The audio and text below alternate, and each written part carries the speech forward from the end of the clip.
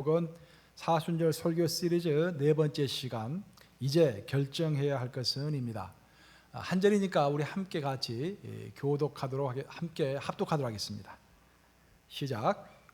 다니엘은 뜻을 정하여 왕의 음식과 그가 마시는 포도주로 자기를 더럽히지 아니하리라 하고 자기를 더럽히지 아니하도록 환관장에게 구하니. 아멘. 다시 한번 읽어볼까요? 좀 늦게 나오는 것 같은데 다시 한번 읽겠습니다. 본 말씀 시작. 다니엘은 뜻을 정하여 왕의 음식과 그가 마시는 포도주로 자기를 더럽히지 아니하리라 하고 자기를 더럽히지 아니하도록 환관장에게 구하니. 살아계신 하나님의 말씀입니다. 아멘. 어제 토요일이 사순절 34일째였습니다. 그리고 이제 내일이면은 사순절 35일째를 맞이하고 토요일이 되면 사순절이 끝납니다. 그리고 이제 주일날 부활절을 우리가 맞이하게 되는 것입니다.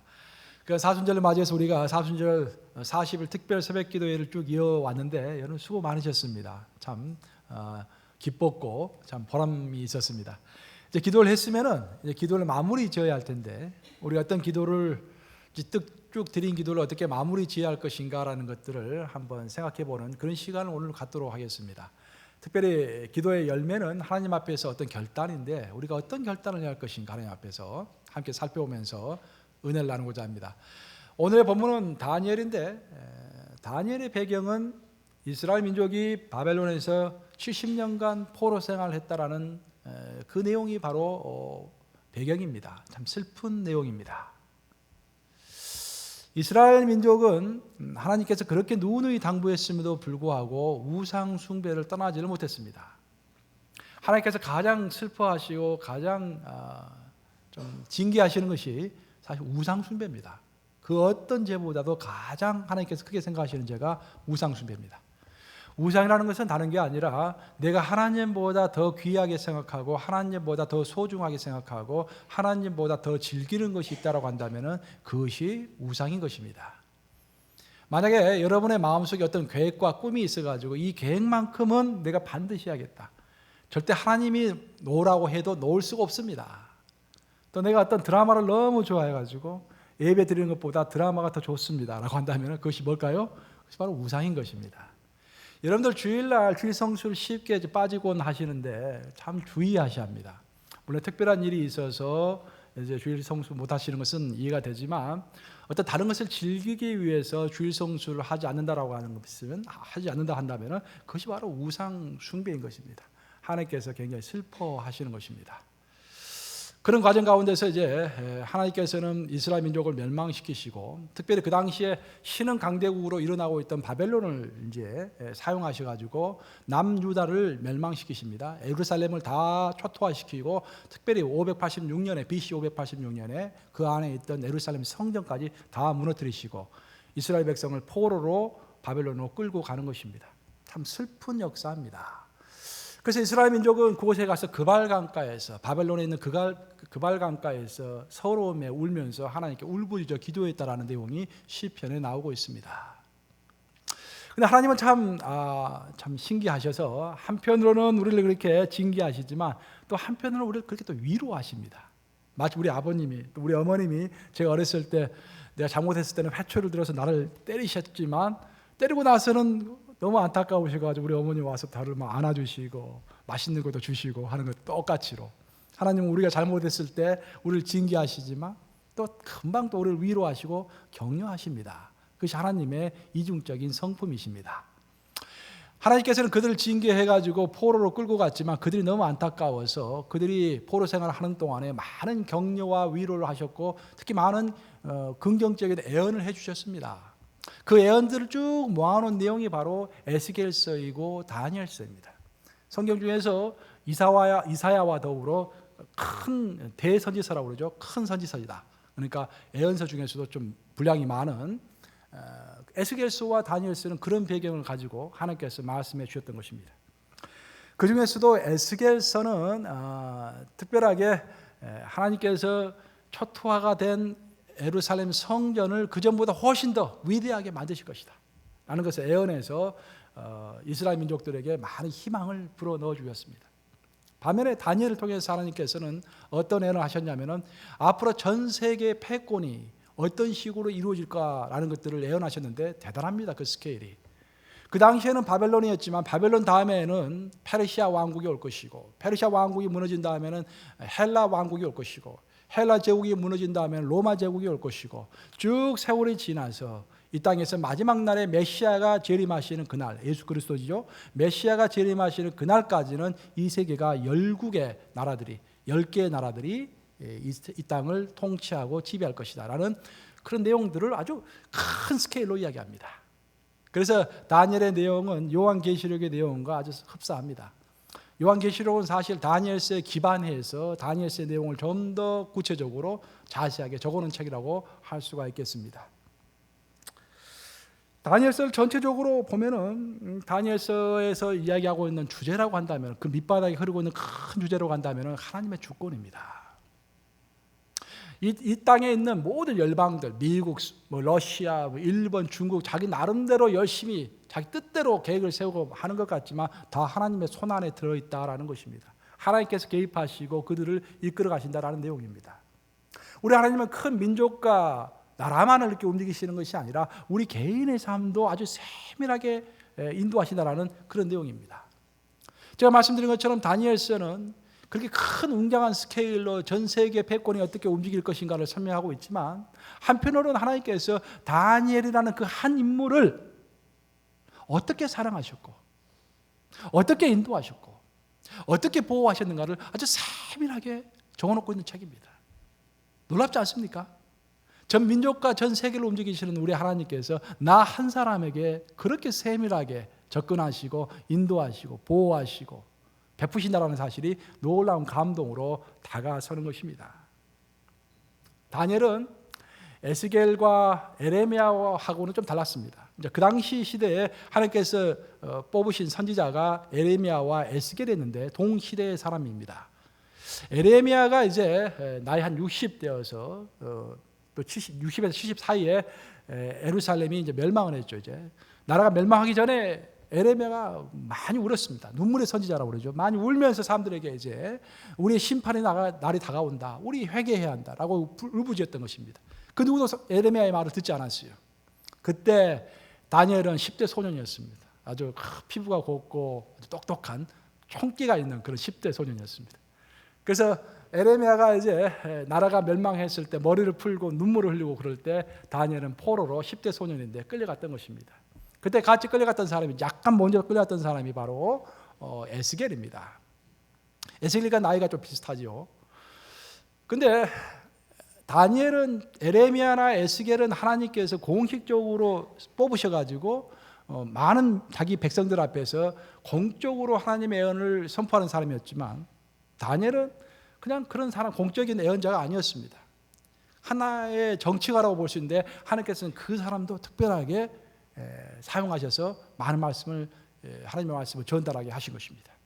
어떤 특별하게 선택해서 사람만 하는 것이 아니라, 공적으로 선택된 사람만 예언을 했던 것이 아니라, 다니엘과 같은 일상의 삶에 충실했던, 일상의 자기의 직업에 충실했던 사람도 하나님께서 뽑으셔서 이렇게 귀한 메시지를 주셨던 것입니다.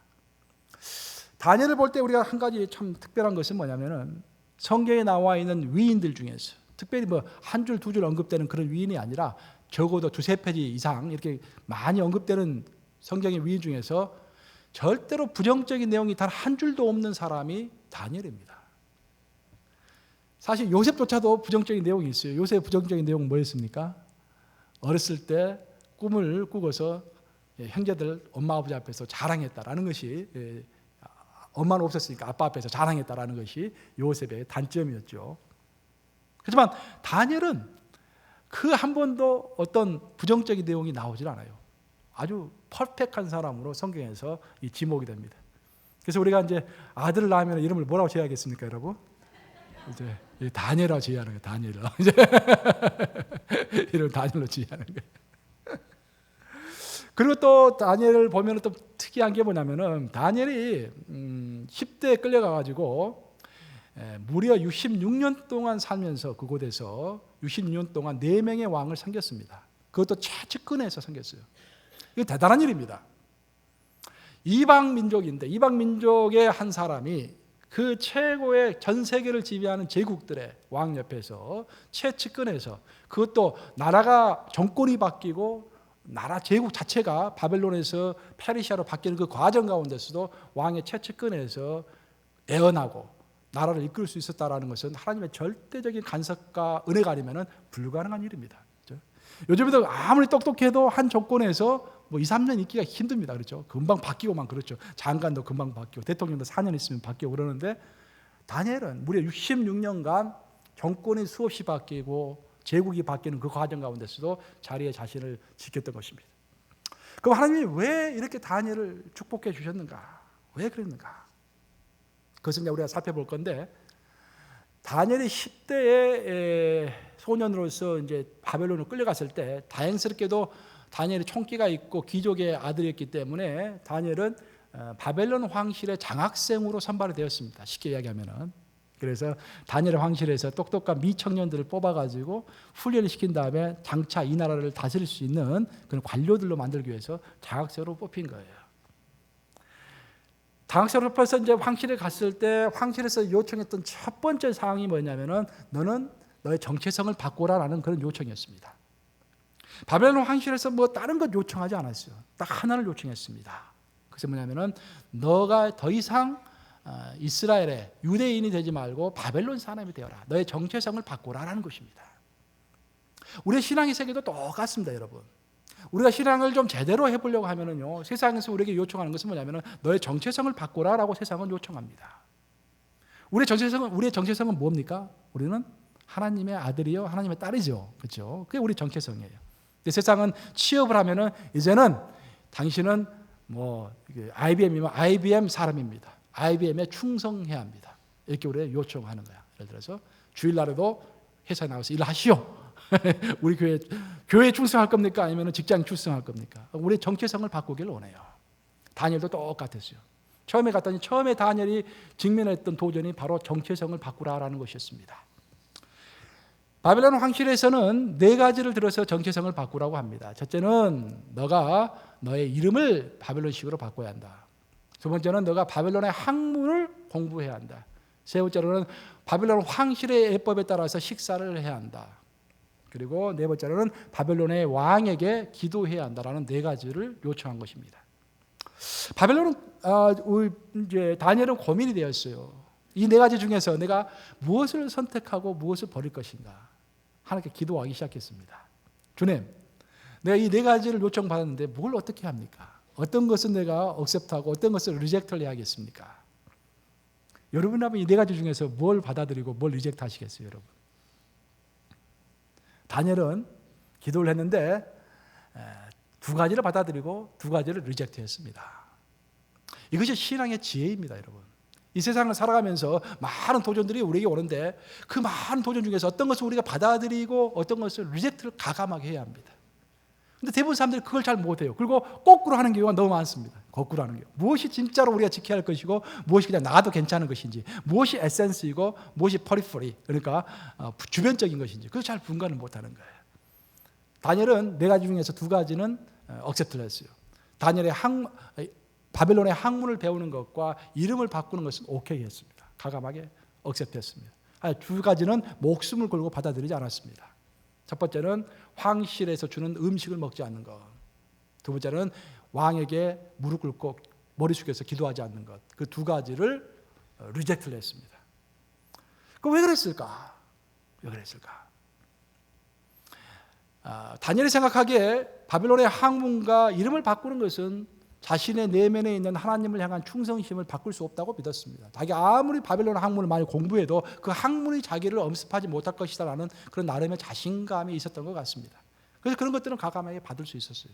하지만 황실에서 주는 음식을 먹을 수 없었던 이유는 그것은 우상에게 한번 섬겨졌던 음식이기 때문에, 우상에게 먼저 섬겨지고 그 다음에 먹는 음식이었기 때문에 우상 숭배 때문에 자신의 민족이 무너졌다는 것을 뼈속 깊숙이 알고 있었던 그런 다니엘은 도저히 그 음식을 먹지 못했던 것입니다. 그리고 임금 앞에서 무릎을 꿇고 또 임금의 신상 앞에서 고개를 숙이고 기도하는 것도 우상 숭배이기 때문에 절대로 할 수 없다라고 마음의 결단을 한 것입니다. 오늘의 본문은 다니엘이 어떻게 해서 그렇게 마음의 결단을 했는가를 잘 설명하고 있는데 다니엘서 1장 8절입니다. 본문인데 다시 한번 우리 한번 읽어보겠습니다. 다니엘서 1장 8절 시작. 다니엘은 뜻을 정하여 왕의 음식과 그가 마시는 포도주로 자기를 더럽히지 아니하리라 하고 자기를 더럽히지 아니하도록 환관장에게 구하니. 이 구절이요, 성경에 나와 있는 정말로 하나님 앞에서 자신의 마음을 지키는 그런 결단을 정말 아름답게 표현한 그런 구절입니다. 여기서 다니엘은 뜻을 정하여 왕의 음식과 그가 마시는 포도주로 자기를 더럽히지 아니하리라 라고 결단했다고 되어 있습니다. 뜻을 정했다라고 되어 있습니다. 보통 우리도 뜻을 많이 정합니다. 계획도 많이 세우고. 근데 보통 우리가 세우는 뜻은 내가 이런 사람이 돼야겠다. 이번에는 사법고시를 합격해야겠다. 우리도 뭐 고등학교나 대학교 다닐 때 뭐 어느 대학교에 입학해야겠다. 뭐 앞에다가 뜻을 세우고, 뭐 대학에 다닐 때도 뭐 어떻게 해야겠다라고 뜻을 세우지 않습니까? 뭐 붙이고 그러지 않습니까? 근데 다니엘은 내가 무엇을 해야겠다, 어떤 사람이 돼야겠다, 그런 뜻을 세우지 않았다라는 거예요. 대신에 내가 하나님의 사람이 돼야겠다, 하나님께서 기뻐하시는 일을 해야겠다, 하나님의 마음을 따라가야겠다, 하나님께만 충성하겠다라고 결단했다라는 거예요. 다니엘이 바로 현명한 사람이었기 때문에 순서를 안 것입니다. 우리는 어떤 사람이 되기 위해서 내가 열심히 노력해야 되고 내가 뜻을 세운 다음에 그것을 이루어 주시옵소서라고 하나님께 부탁해요. 그렇죠? 내가 이렇게 뜻을 세웠습니다. 주님, 내가 어떤 회사에 들어가야겠습니다. 주님, 저를 축복해 주세요 라고 기도합니다. 다니엘은 그렇게 하지 않았어요. 먼저 기도하기를, 주님, 내가 하나님의 사람이 되기를 원하고 하나님께 충성하기를 원합니다 라고 기도했더니 하나님께서 그때부터 다니엘의 인생에 개입했다라는 것입니다. 하나님께서는 이 많고 많은 사람 중에서 특별한 사람들에게 하나님의 시야를 고정시키시고 그들의 인생에 특별하게 개입하십니다. 여호와의 눈은 온 땅을 두루 살피시사라고 했잖아요. 여호와의 눈은 항상 온 땅을 두루 살피시는 거예요. 그리고 전심으로 자기를 향하는 자들 위하여 능력을 베푸시느니라. 하나님께서 능력 베푸시기를 원하시고 능력 베풀 자를 온 땅을 두루 살피셔서 지금 찾고 계신 거예요. 지금 이 순간에도 그런 사람을 찾고 계시는 거예요. 그 사람이 발견되면 그에게 능력 베푸시기를 원하시니라. 역대하 16장 9절. 결국 다니엘이 뜻을 정하고 하나님, 내가 하나님만 사랑하고 하나님께만 충성하겠습니다. 많은 도전이 오겠지만 그러함에도 불구하고 하나님을 최우선순위로 모시고 살아가겠습니다. 제가 음식을 먹지 않겠습니다. 제가 절하지 않겠습니다. 그렇게 이야기했을 때 놀라운 사건이 벌어지는데 그때부터 하나님이 다니엘의 삶에 아주 깊숙하게 세밀하게 관여하기 시작했다는 거예요. 그럼 어떻게 관여했는지 한번 볼까요? 우리 17절 내용입니다. 다니엘서 1장 17절. 1장 17절 한번 같이 읽어보겠습니다. 시작. 하나님이 이 네 소년에게 학문을 주시고 모든 서적을 깨닫게 하시고 지혜를 주셨으니 다니엘은 또 모든 환상과 꿈을 깨달아 알더라. 정말 하나님께 축복해 주셨는데 놀랍게 축복해 주신 거예요. 두 가지를 축복해 주신 거죠. 첫 번째는 내가 너로 하여금 세상 학문과 지혜와 지식을 아주 출중할 수 있도록 인도해 주겠다라는 그런 축복입니다. 놀라운 축복입니다. 우리가 좋아하는 축복. 근데 그 축복만 머무는 게 아니라 눈에 보이지 않는 영적인 세계가 있는데 그 영적인 세계의 모든 것을 깨뜨려 알 수 있는 그런 능력까지도 내게 대주겠다라는 거예요. 아주 퍼펙트한 사람을 만들겠다, 그런 말씀입니다. 보통 이 두 가지를 다 가진 사람이 드물어요. 우리 영적인 세계만 보더라도 우리 성경 학자들은 성경에는 능통하지만 영적인 세계를 잘 모르는 경우가 허다합니다. 엉뚱한 소리를 많이 하죠. 그러니까. 근데 어떤 분들은 영적인 세계에 막 입신도 하고 뭐 영적인 세계를 보는데 또 성경에 정통하지 않는 경우가 참 많습니다. 그렇죠? 세상 학문을 잘 모르는 경우가 잘 많아요. 그렇지만 하나님께서는 다니엘을 축복해 주셨는데 세상 학문도 완전히 장악할 수 있도록 학문과 지혜와 지식 다 주겠다라는 거예요. 그것으로 멈추지 않고 눈에 보이지 않는 영적인 세계까지 통달할 수 있도록 다 가르쳐 주시겠다라는 것입니다. 이 모든 축복이 어디서부터 왔습니까, 여러분? 뜻을 세우는 데서부터 이 축복이 왔다라는 거예요. 그래서 우리 자녀들을 이름을 다니엘이라 지어야 되고 이렇게 훌륭한 뜻을 세우는 사람들로 세워야 하는 거예요. 키워야 하는 것입니다. 이렇게. 제가 제 인생을 돌아봐도 그렇고요. 성경에서 말하는 것도 그렇고 정말 하나님과 긴밀한 교제. 그러니까 우리는 여러분, 내가 한번 물어볼게요. 하나님이 여러분과 함께 하시다는 것을 믿습니까? 아멘. 그럼 여러분들은 하나님과 진짜로 함께 살아가고 있습니까? 아멘. 우리 교회는 참 좋은 교회입니다. 두 개 다 아멘 크네요. 제가 다른 데 가서 다른 교회 가서 설교할 때 이런 질문 가끔 해요. 그러면은 첫 번째는 아멘 하는데 두 번째는 좀 약간 아멘 소리 적어요. 자기 스스로 알거든. 하나님과 제대로 교제하고 있는지 잘 알거든요. 근데 어떻게 우리가 하나님이 살아계시다라는 것을 믿을 뿐만 아니라 실제로 나는 하나님과 함께 살아가고 있다라는 것을 자신 있게 말할 수 있을 것인가? 또 많은 사람들은 예수님 내 안에 계시다고 하지만 사실 예수님이 선님으로서 내 안에 있는 경우가 많아요. 있어도 잘 모르는 경우. 그죠? 정말로 내 안에 계시는 하나님의 영이 하나님께서 내 아버지, 내 친구, 내 신랑 정말로 긴밀한 관계를 가지고 있는 그런 아버지와 친구와 신랑으로서 내 안에 있을 수 있다. 현재 계시다라는 것을 어떻게 우리가 확증하고 알 수 있을 것인가? 또 어떻게 하나님께서 나에게 정말 복다운 복을 주시고 내 인생을 의미 있게 이끄시고 큰 능력을 파워와 어소리티를 나에게 주실 것인가? 제 경험을 살펴봐도 그렇고요. 성경에도 그렇고 보면은 우리가 하나님 앞에서 뜻을 세울 때입니다. 내가 하나님만 사랑하고 하나님께만 충성하고 하나님 일을 하다가 내가 죽겠습니다. 결단할 때 그때부터 우리의 인생은 전혀 새로운 차원에서 인생이 전개가 되는 것입니다. 우리의 문제는 그것을 결단하지 못하는 거예요. 이런 이야기가 있습니다. 어떤 나그네가 이제 길을 걸어가고 있는데 아테네까지 길을 걸어가고 있는데 아테네가 얼마 멀지 않은 것 같은데 도대체 얼마나 더 가면 아테네가 나올까 궁금해서 옆에서 이제 일을 하고 있는 들판에서 일을 하고 있는 농부가 있길래 물어봤어요. 농부 양반, 아테네까지 가는데 얼마나 걸립니까 시간이? 그랬더니 농부가 멀뚱멀뚱 쳐다보더니 아무 말도 하지 않더래요. 그래서 참 별 사람도 다 있네. 물어보면 좀 답변 좀 해주지 하고 그냥 나그네 또 지나쳤어요. 근데 한참 가는데 갑자기 뒤에서 농부가 소리를 치더래요. 나그네 양반, 왜요? 한 3시간 걸릴 것 같습니다. 그러더래요. 그래서 나그네가 약간 화가 났어요. 아니 아까 물어볼 때는 대답하지 않더니 지금 한참 걸어가고 있는데 왜 불러서 대답하나? 그래서 아니 왜 이제서 대답하는 거예요? 물어봤더니 그 사람이 아니 당신이 걷는 모습을 보지 않고 어떻게 내가 몇 시간 걸린지 말할 수 있겠습니까? 당신이 걷는 것 보니까 한 3시간 걸릴 것 같습니다. 좀 빨리 걸으면 한 2시간 그렇게 이야기를 하는 거예요. 우스갯소리지만 똑같아요. 여러분들이 죽어서 아니 살아생전에 내가 10년 후에 어떤 모습이 되어 있을 것인지 특별히 내가 죽어서 하나님 앞에서 어떤 평가를 받고 어떤 천국에서 나의 모습이 되어 있을 것인지는 지금 여러분들이 알 수 있습니다.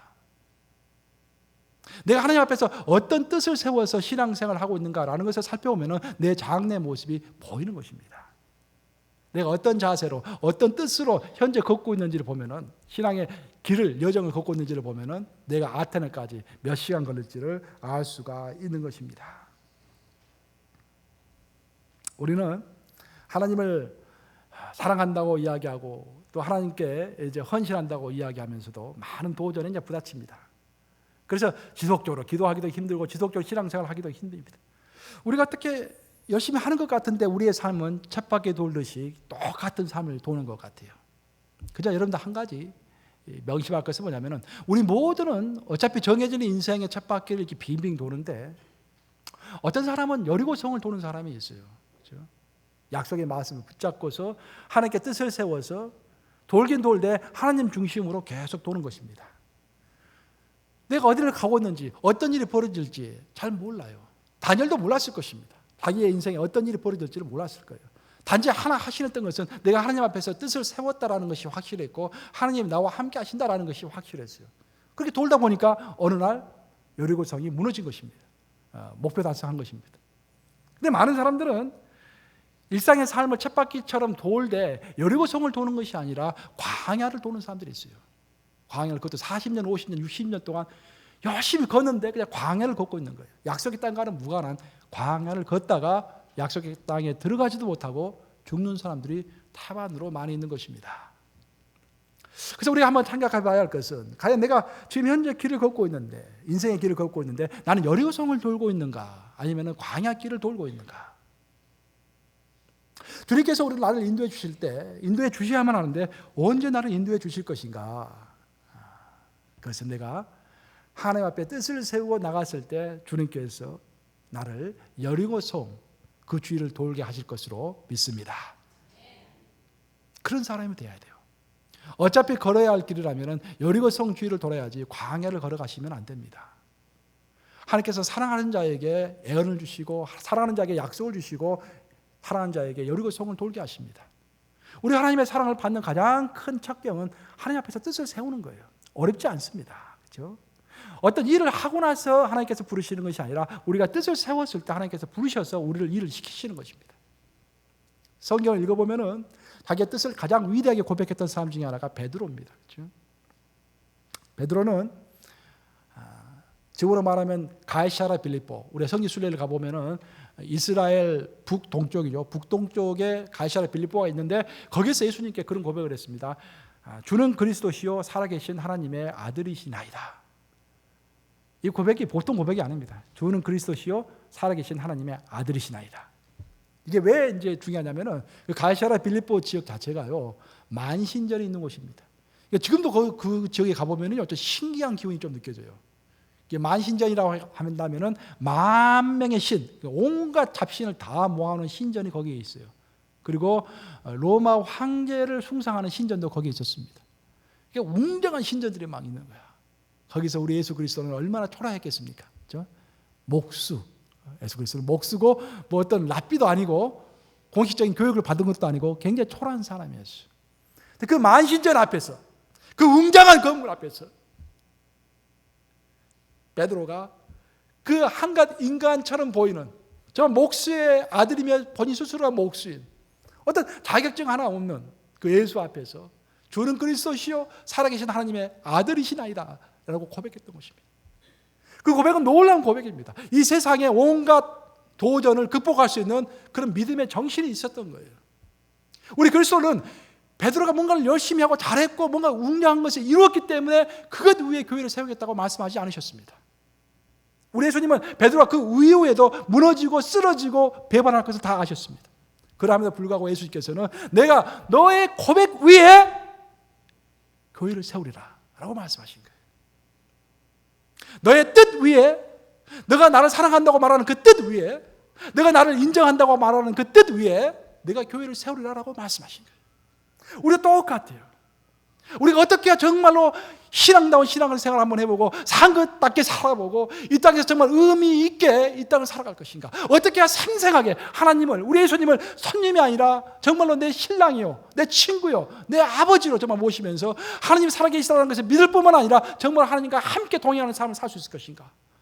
모든 것에 가장 기본이며 가장 중요한 것은 고백하는 것입니다. 뜻을 세우는 것입니다. 지금 이 순간부터 나는 우리 예수님만 사랑합니다. 내 아내보다도 내 자식보다도 우리 예수님만 더 사랑합니다. 주는 그날까지 우리 예수님을 붙잡고 살아가겠습니다. 고백하는 것입니다. 바로 그 고백과 그 뜻 위에 우리 예수님께서 원하시는 대로 우리의 인생을 펼치실 것입니다. 다니엘이 어떻게 해서 66년 동안 4명의 왕을 섬길 수 있었겠습니까? 다니엘이 어떻게 해서 세상의 학문을 정복하고 지식과 지혜를 다 얻었을 뿐만 아니라 세상에 보이지 않는 영적인 세계까지 다 통달할 수 있는 사람이 되었겠습니까? 그 모든 비밀이 무엇이다? 뜻을 세웠다라는 거예요. 뜻을 세웠다라는 거예요. 여러분에게 지금 부족한 게 무엇입니까? 그 부족한 것을 극복할 수 있는 길은 뜻을 세우는 거예요. 하나님 앞에서.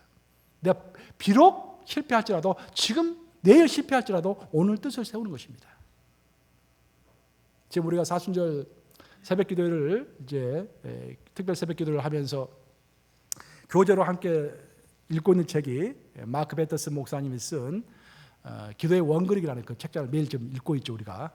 근데 어제 토요일 거 봤더니 그런 내용이 나와요. 오늘 본문과 아주 유사한 내용이 나왔습니다. 좀 기뻤어요. 이게 마음이 통하는구나 지금. 그 내용을 보면은 진젠도르프 백작 이야기가 나옵니다. 진젠도르프 백작이라는 사람이 있었는데 18세기 이야기입니다. 그 사람이 겨자씨 모임이라는 비밀 결사대를 만듭니다. 그 모임에는 덴마크의 국왕도 들어가 있고 스코틀랜드의 수상도 들어가 있고 아메리카 인디언의 추장도 들어가 있고 많은 사람들이, 영향력 있는 사람들이 많이 모이는데 그 사람들이 비밀 모임을 만드는 거야. 그리고 반지를 하나씩 만들었습니다.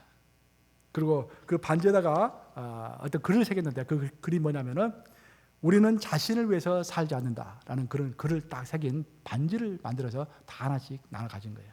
그리고 그 사람들이 세 가지를 결단합니다. 첫 번째 결단이 뭐냐면은 나는 이제부터 그리스도께만 충성한다. 두 번째로는 나는 타인들을 도우면서 살아간다.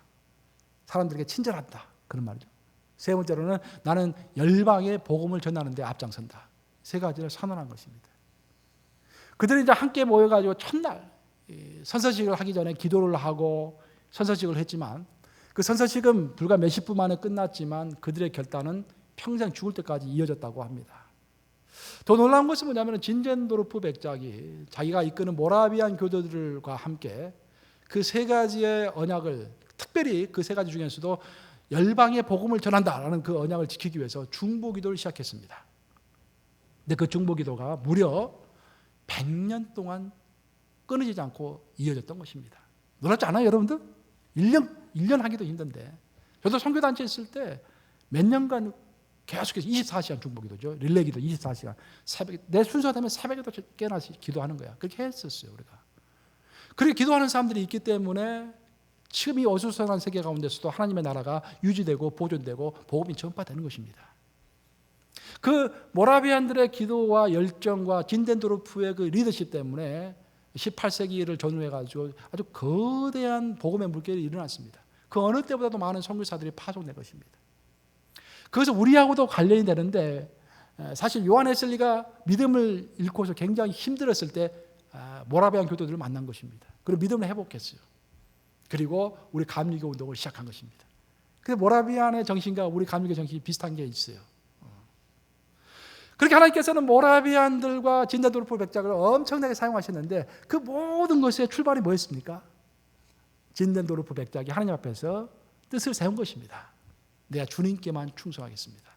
그 내가 주님께 충성하고 주님께서 기뻐하시는 일, 하나님께 충성하고 다른 사람들을 사랑하고 만방의 복음을 전하는 일을 하고자 할 때 하나님께서 도우실 것을 믿습니다. 라고 나아갔더니 하나님께서 모든 것을 다 베풀어 주셨다라는 그런 이야기입니다.